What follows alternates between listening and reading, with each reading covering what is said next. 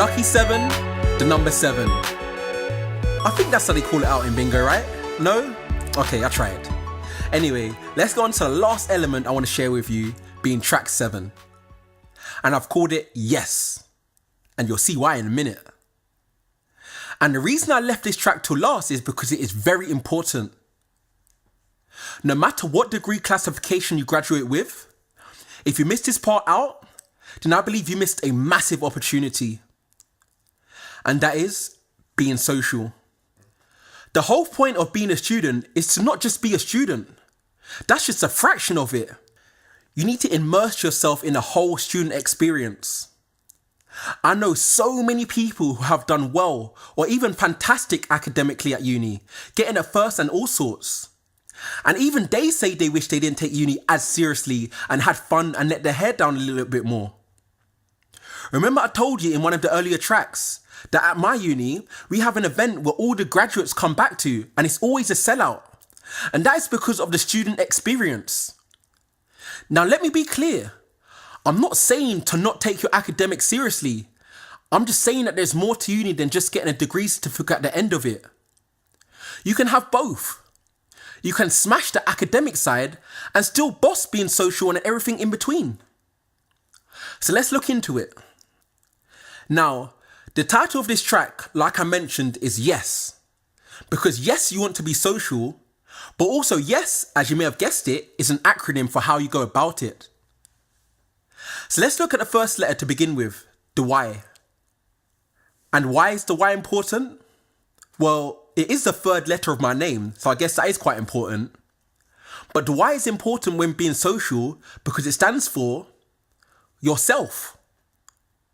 Being social starts with yourself. Now, the first thing I realised that when I came to uni was that I didn't know anyone. I came from South London and went 200 miles north, so I didn't know anyone. I didn't even know if the altitude would be the same. For some people, this realisation scares them and they would retract into their shell and become really shy. And I understand that moving away can be quite frightening. But what I realised next was really exciting. I realised that if I didn't know anyone, then 9 times out of 10, nobody knows me either. Which is great. Why? Because I could become whoever I wanted to be.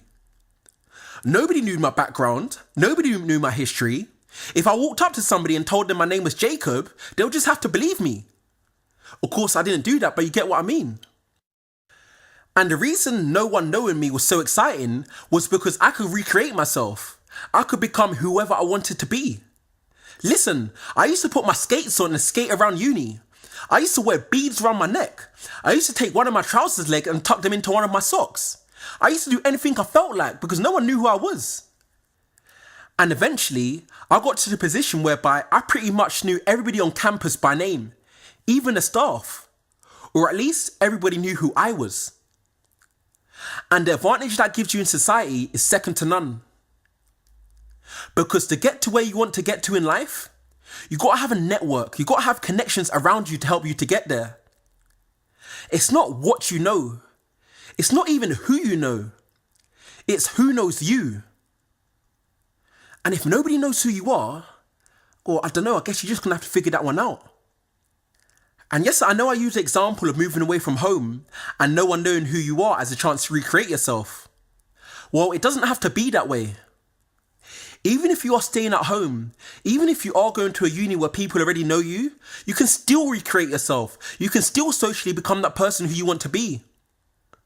And I've taken the word yourself, your SELF, and broken that down into an acronym to help you too, which I've applied to my own life that has helped me get to places such as being interviewed live on the BBC, to millions of viewers and listeners for that matter. And I'll show you this SELF acronym another time, just like our Facebook page. But for now, let's look at the E in Yes for being social. This is something that you should find yourself at on a regular basis. It is fundamental to the student experience, and it's still something that I'm heavily involved with to this day. It is like the glue that pieces your whole university experience together. But if you choose to ignore it, you'll just be like that person I gave in an example earlier. which is just focusing on the academic work and regretting not being involved as much in the social side. And that E stands for events. There isn't really much to say on this if I'm honest with you. If you see an event, fancy it, then go to it. It's simple. I did a bit of research on the biggest regrets graduates have after leaving uni. And one of them was not going to enough social activities, aka events. Because once you graduate and go into the real world, and I say real world doing the bunny fingers, once you do go into the real world, you'll find that you won't have that same sense of freedom to go to as many events as you would like. And right now, you as a university student have the chance to fully immerse yourself, and it'll be a massive missed opportunity if you don't. And when I say events, they are not limited to, but yes, include nights out. By all means, yes, go shake a leg, because I'm a big fan of shaking a leg. Shake both of them if you want to as well. Like in Freshers, get involved with all the nights out in Freshers Week. But at my uni, we did so much more, like game shows such as Britain's Got Talent or Take Me Out, both of which I've hosted. And they are a great way to have fun and unwind from doing your uni work. But remember, it all goes back to what I was telling you in becoming a living legend on track 4. You want to establish yourself an efficient daily routine so that you can still go to all of these social events and still get all of your uni work completed on time to a minimum first class standard. And I'll help you to do that because that is exactly what I did myself. Now, for the final letter of yes to being social. This is one of my favourites due to my university background.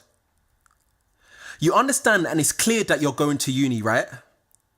But this element is all about a separate organisation that is an independent body to the uni, but is still extremely active in your university life in terms of representation and helping shape your whole university experience while you're there. And that is your Students' Union, aka your SU. I was so active in my SU, from working there in a student shop, for example, to being parts of the sports clubs and societies, to being on the committee for them, which eventually led me on to becoming elected vice president and trustee of the Students' Union, which also made me governor of the university, as mentioned to you in my story on track 3. And this was a big deal for me because MMU, the uni I went to, is one of the largest universities in the country.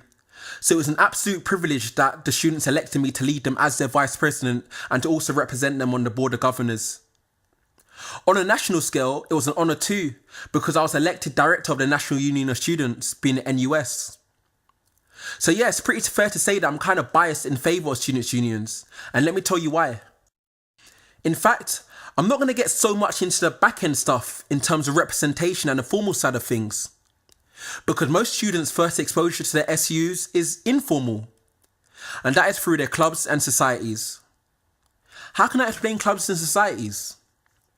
Well, think of a sport or hobby that you like doing. You thought of one? Okay, cool. Now, 9 times out of 10, there'll be a club or a society at your university that provides just that, which is run by students just like you, for students just like you.